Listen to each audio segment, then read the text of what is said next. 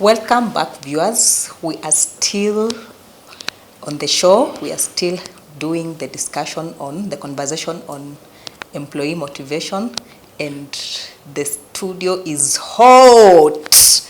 Our guests are on fire. So keep posted for more. So there's also another aspect that I would like us to look into. And this aspect is on targets. We talk about targets a lot. So I didn't know what to do. So nilikwambia we were using a book. So it's me to open that book huko nyuma. I see what they were doing and then I replicate. Because I've been left alone in the office for a whole week. People have disappeared on me. So you find that in many offices that the targets or the tasks are not clearly defined. You just go to an office. Let's say we've said an office can be anywhere. Maybe you are working in a bakery. You've gone to a bakery first time. You're being told to bake garlic bread. You've never baked garlic bread before. There is nobody to orient you or anything, and then they just leave you to do it. And this acts as a way of, because for me that experience really demotivated. Just week one and I'm already alone, demotivated. I'm wondering, oh my gosh, what will happen now? And this is what happens in many offices that we go to. Needless to say, a lot of government offices. Our offices. I think it is true. It is that thing. But someone was talking to the other day, like you get here. Of course, there's some induction that happens. Sometimes it happens after a long time. Yes, like after 1 year. Months. You've been there for 5 months. My first employment, you were taken for induction after 8 months. See? Yes. Whether umejua on the wrong foot, the wrong way. You know, already assimilated. You found probably a wrong catch. Yes. Like we were saying us when we were getting employed. See atuachani mimi na wetu tunapelekana hivi. When we were getting employed, we found people who had been there for a long time. The owners, the pioneers. The they were looking at us like this one. Amekuja, ameletwa na nani? This one. Nani amewaleta? Hata ukisema kitu wanakwambia, you've always done it this way. Yes. Hivi ndo tunafanyanga. Woe unto you if you find the older employees, the older generation, those people that are going to retirement. Yes. But you know, Roslyn, if you say old, you know that time we were the people who are coming. Right now, the ones who are coming, you know, we are the old ones. Atuko old.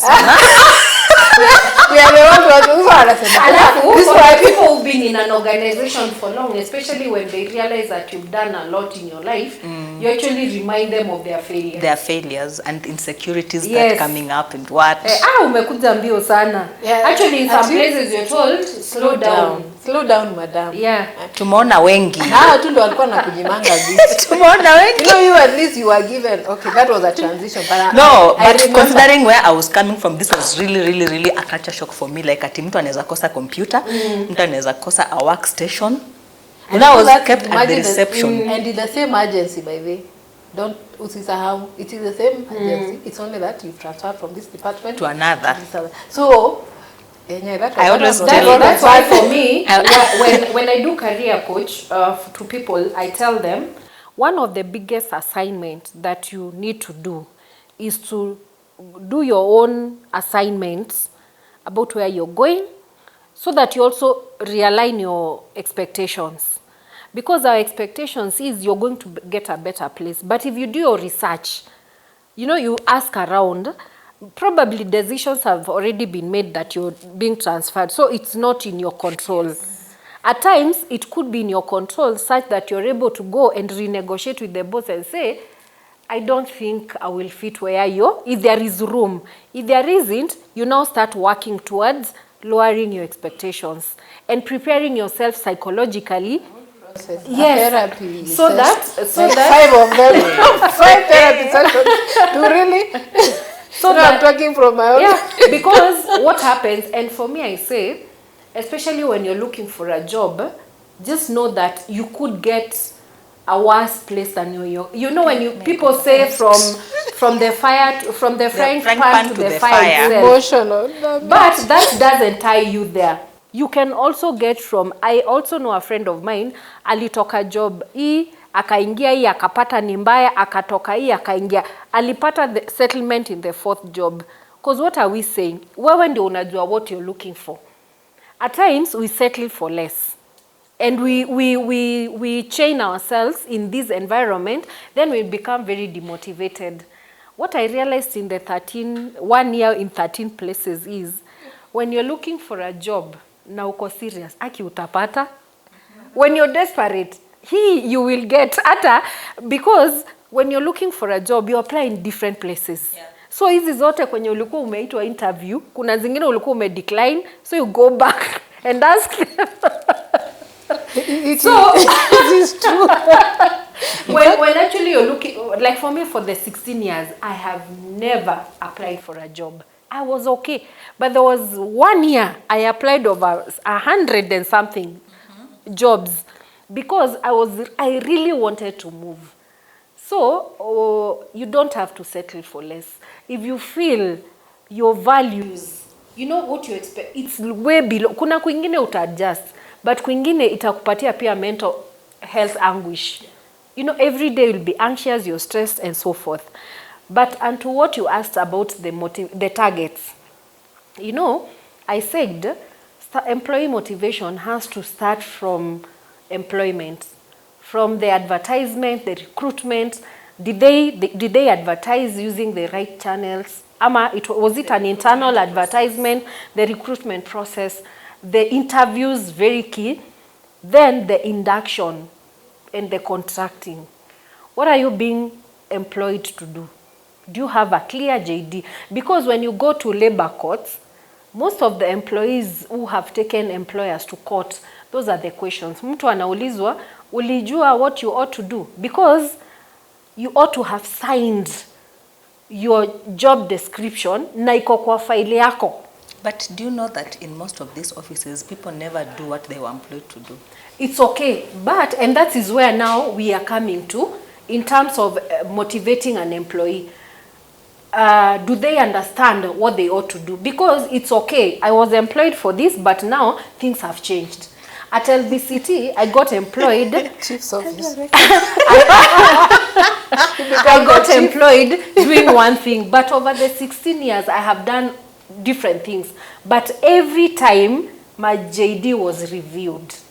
And any additional, because let me tell you, in the labor, probably the government doesn't ogopa the labor, you know, the court, the government, ni nyinyi kwa nyinyi, mtajua vile mtasotiana. And when someone thinks of taking a government to court, sisi kwa sisi. And that's why probably the motivation levels start to fade from the government, or, you know, those spaces. Because when your job description is clear, or you have a clue about 80% how you ought to operate, what are your targets.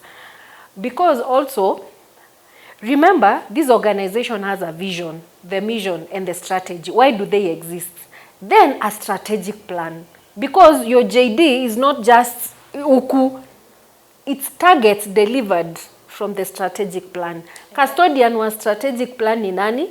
Ni MD ama CEO ama your big boss. Then it trickles down to you to be able to deliver so that you meet the vision of the organization. And this is what, when we say, key thing to motivate staff is for them to take part in development of the strategic plan. Ndio waion na iwa motivate. Wajue hapa, tunashughulikia wananchi on 1, 2, 3. My role is to be able to listen to cases and redirect them. So when there is that ownership, I already understand. But some people do not even know what their companies do, what their organizations do. Yeah, too. Anaambiwa print this copy. File this. Why are you? Why am I feeling attacked? No wonder. You see, I've learned from Brooklyn, from this corner, you can easily tell your experiences. So me, throughout my employment, people have been looking at me like, Pauline, really, what's your problem? Because one time, I'm in this ministry, that time I'm here. So someone else told me, Aki, wewe uko na connections. Ni aje? See connections. Kwanza when, I once worked in Ministry of Lands.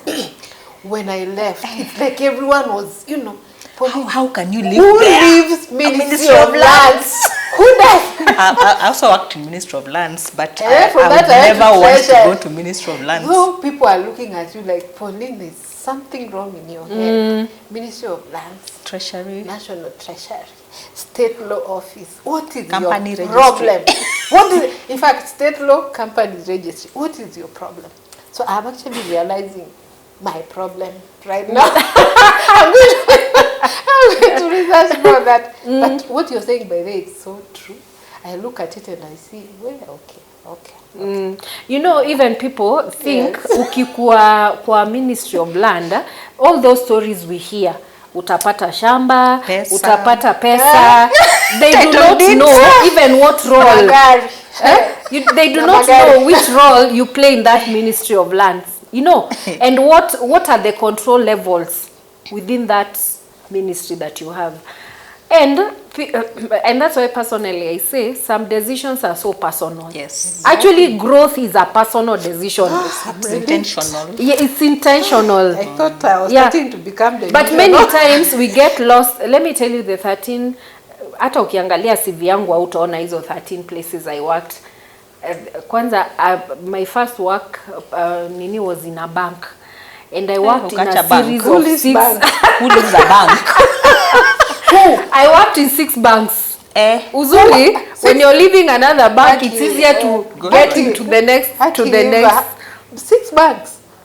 Yes. Yeah, okay. But for me, there is also something your heart looks for career, for fulfillment. Self-actualization. And when you now security. No, I'm saying the aspect of self-actualization. Alafu when you leave college, you unafikiria uko moto. Yani you feel your hot cake.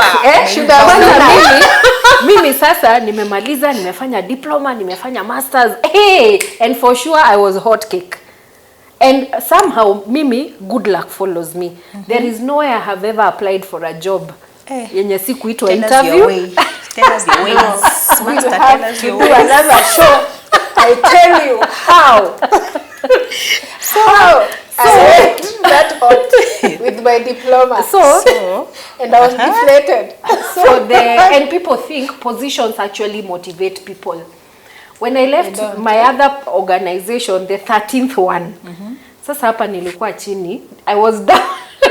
I was down. By the time I was leaving, I was humbled. Ile yani hata kwenda kuclear unaenda asubuhi ama jioni when everyone has left.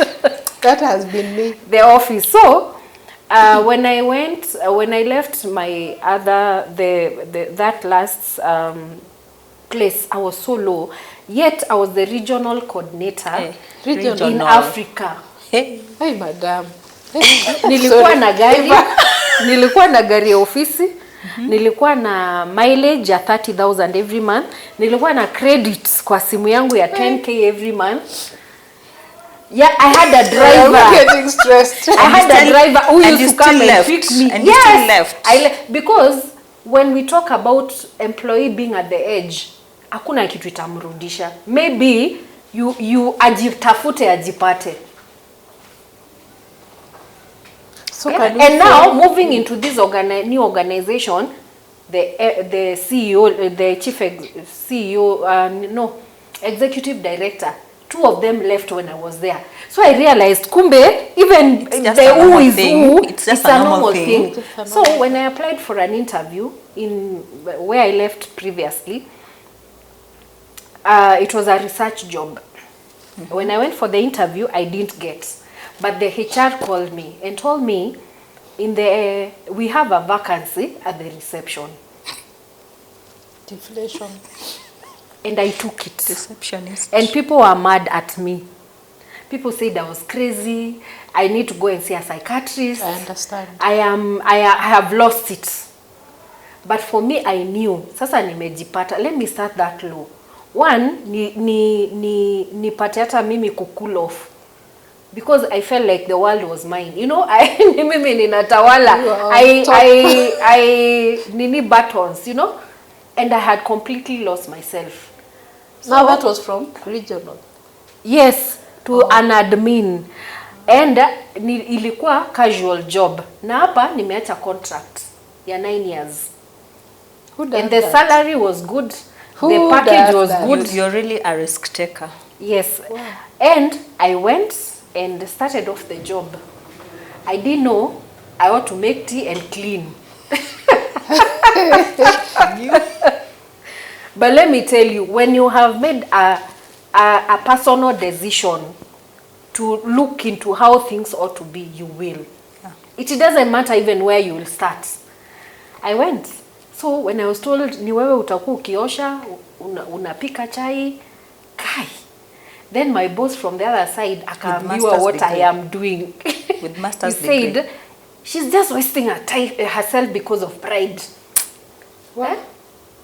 What? So I settled in, I did the work, I loved it.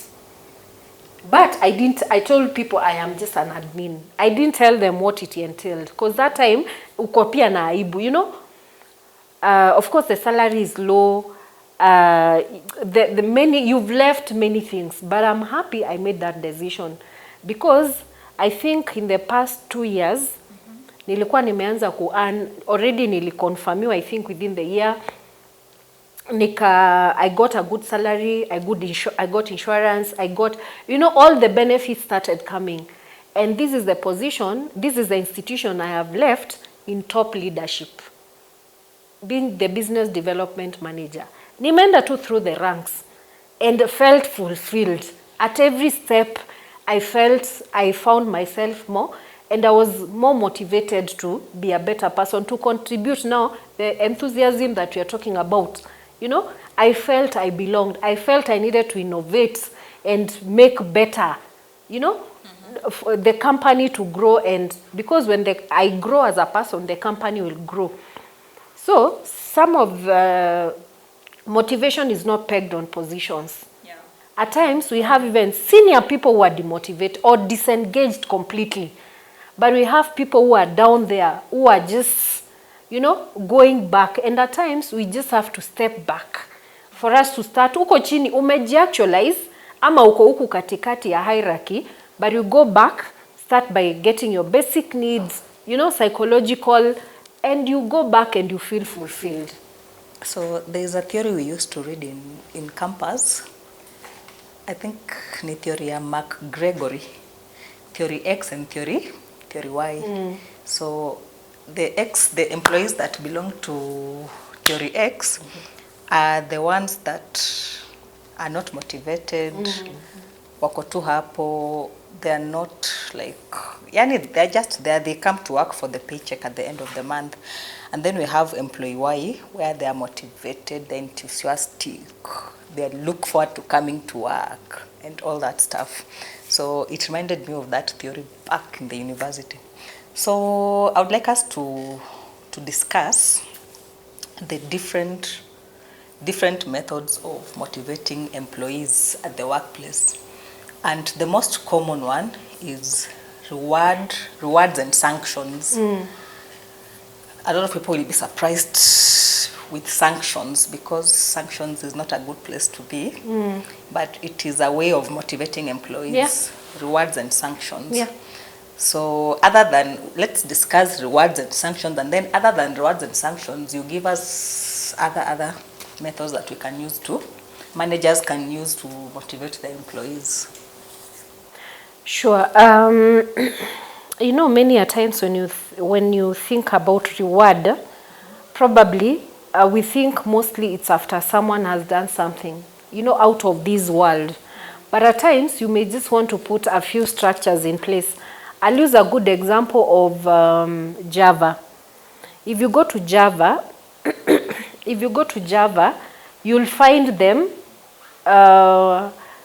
printed a portrait of an employee of the month. And for us, we just think, wow, you know.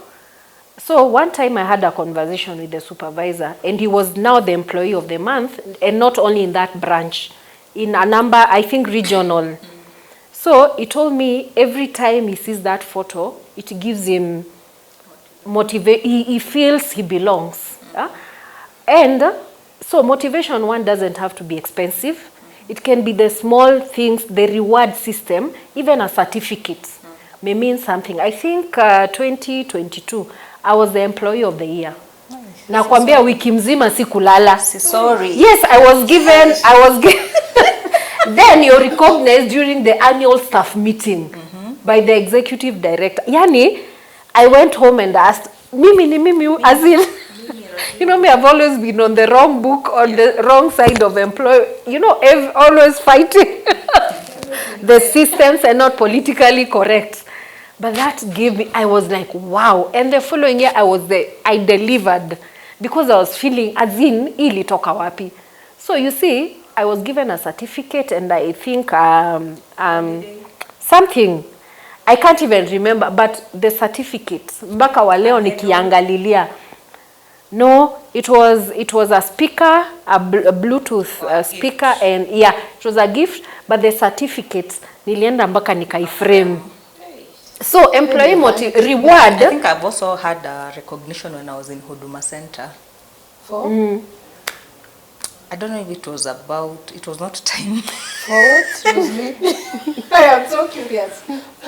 I have, I think, sijui kama it was your customer relations. Like there you got people to sides. Yeah, because... Hey, that was bad. Because... I knew your manager. I knew your manager. No, it was... I don't know what they were looking for, but it was something to do with customer relations. You know, the way you are strict with customers, you don't entertain side shows. So the reward system really works, and reward doesn't really to be very... During, we would have also, and different organizations reward differently. We have organizations that reward employees by giving them trips, giving them promotions. It's also a good way. Day offs. 13th salary. Yeah, we have also 13th salary. We have also rewards that cut across. Like even, do you know, even annual leave, it's a privilege. You know, it's something that it's not a right.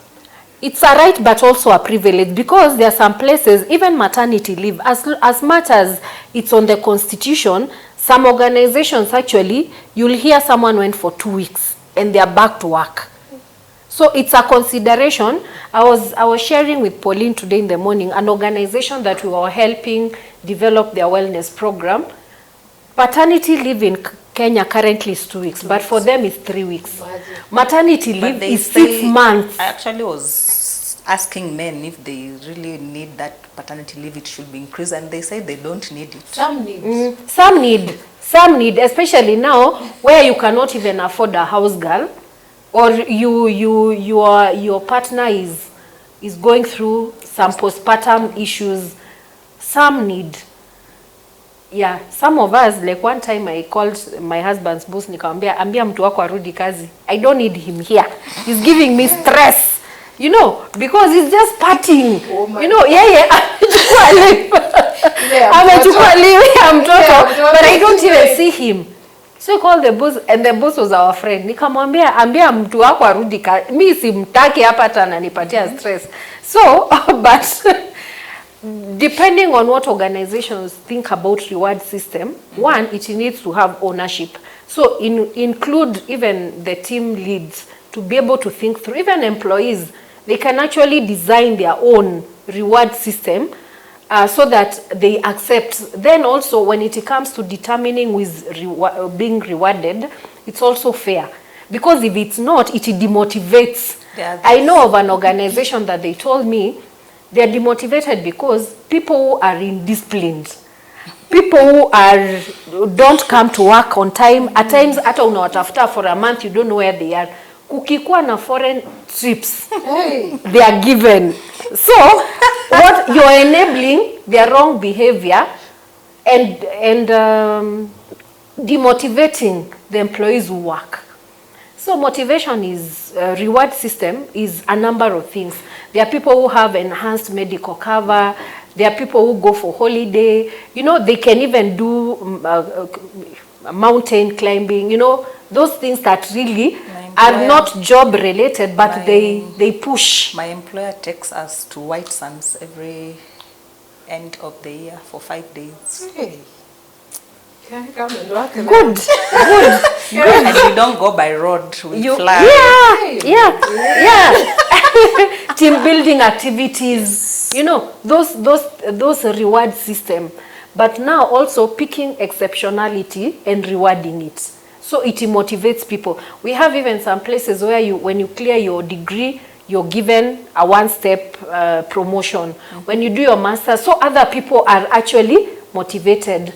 I worked in a place where we had even scholarships and people would compete. Wow. My previous employment, you'd even write an abstract and submit it to these international conferences. Last year I went to present mine in South Africa. Wow. So we have employees who travel, but ni kujituma, because doing an abstract na ikuwe accepted ni sleepless nights. Yeah. But also putting the company, the brand out there. So motivation is huge and it's broad and it's a number, the reward system. We also have trainings. Capacity buildings. Capacity buildings. Yeah, take your employees for training so that they're not stuck maybe in one position. And they learn a skill. They become redundant. Yeah, teach them a new skill every day. And on the flip side, now the sanctions is also critical, because if you give something because someone has done well, you also need to do something when someone has done wrong. Demotions. Have you ever known people are demoted? So warning, it could start from easy things like warning, verbal warning, show cause. We have people like if there is an increment, if someone is holding a warning letter, they are not included. Different workplaces have different things, because if you do not do that, and it's never easy.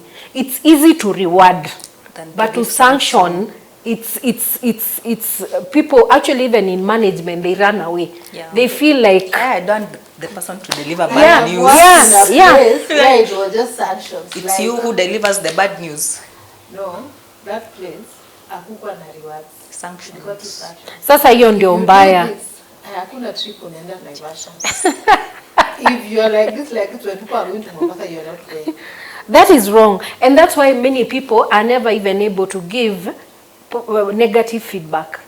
Because even positive feedback you don't. Actually, feedback is one of the way of motivating employees.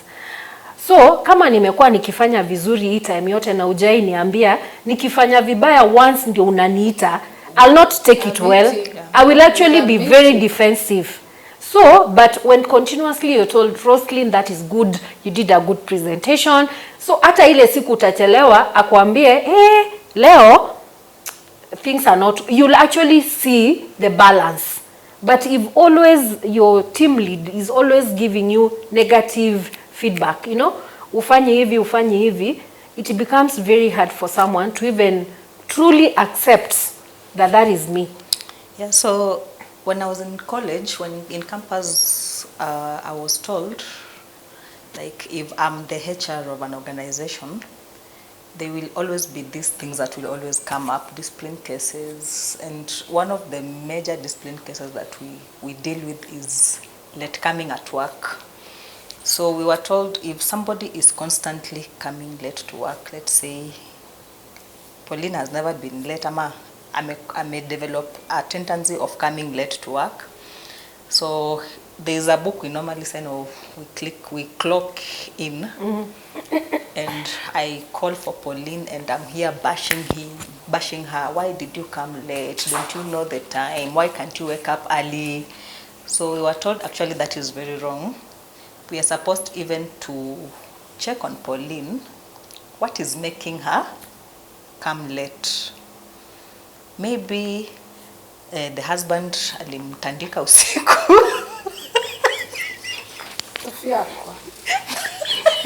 Do you know on that there is HR who sent a warning letter to an employee for not coming to work. There is a HR who sent a warning letter to an employee. Alisema akikuja atapata hii barua hapa. The guy was already dead in the mortuary. Guys. Yes, you can imagine now. Na ushaambia watu huko vile umemdunga warning letter. Maybe the house girl went in the morning. Yeah. So like you're supposed to be to empathize with your employees. Just try to check what could be the problem, what has transpired for them to come late, and it leads to a lot of motivation. At least the employees see that you care for them, and hata wakichelewa they become guilty because wanaona kama wanakukosea because you care so much. So I'll practice that more. Especially But also now when it comes to caring, lazima pia kuwe na boundaries. Yeah, I know. Yeah, and also some policies also put in place. What I say personally, and I'm also learning now, kitambo nilikuwa, why are you late, why aren't you here? But I came to realize it's actually not the number of hours someone is in the office. Yeah. Some people actually within 2 hours washa sort whatever else you wanted to do. So many times we're obsessed with kuona mtu hapo. You know, it's like our parents. If you're not there, where are you? Umetoka wapi kufanya nini? You know those things. And same even to our, like my house girl. I can't stay hapo nimuulize mbona unalala mchana. Maybe I check on what she's not done. So it makes sense. So what is annoying and what could be, it's the dysfunctionality of the time management. Yeah. Of course, kama kuna policy we report at 8, it's good for people to observe that. But now isikue an obsession that you're even checking alikuja 8 sijui ni. We had one of the bosses who used to go at the gate and check. Na during appraisal amechora curve, amechora graph. Na nakukumbusha hata akwambi mtapatana appraisal, because appraisals also are also an item for motivation or sanctions. But many times team leads, we use it to sanction, you know, to remind people of the, unamwekea kitu ya January, unakuja kumkumbusha September. Na unasikia tukiambiana tutapatana appraisal, na si jokes, because appraisal also determines promotions, salary increment, a number of things. And that's why employees don't look forward to appraisals. They actually don't, wajui wamekewa nini. So for me, time management is more people understanding their roles and their tasks. Kuna watu wa supervise, micromanage. You know, that's also another way of motivating the employees. You know, having different ways to manage your team. Kuna watu wa supervise the newly employees, the interns, you know, knowing where they are on day to day. Ama indisciplined staff. Wale lazima uweke tap, otherwise utambua alipatikana sijui wapi, na wewe ni utaulizwa supervisor. Na hudi ya job. Na kwa club. Acha hata kwa club. Mwingine hata alienda kwa club akashindwa kulipa idea job. An employee of akaitishwa idea na akatolewa nini na t-shirt ya job. It was on a Friday. So you can imagine Monday morning bartender so kuna that level yenye lazima ujue wako wapi. So also categorizing your staff. Unajua my team is like this. Ni lazima nijue wako wapi, because if I don't, they will not deliver. I just need to check on them once in a week. How is they going? They can, you know, they are, it's coaching. Kuna waku mentor, kuna waku supervise, kuna waku coach. And that's now how you also grow your team, because growth also is very key to motivate staff. How is the promotion done? How is the, because when you start to coach people, they also start to see the bigger picture. Yeah. They also start to manage themselves. So you have less work. But ukishindia tu one management skill ya kusupervise, you will die of fatigue. Okay, ladies, unfortunately we are out of time, and I would like to ask you to give us your parting shots.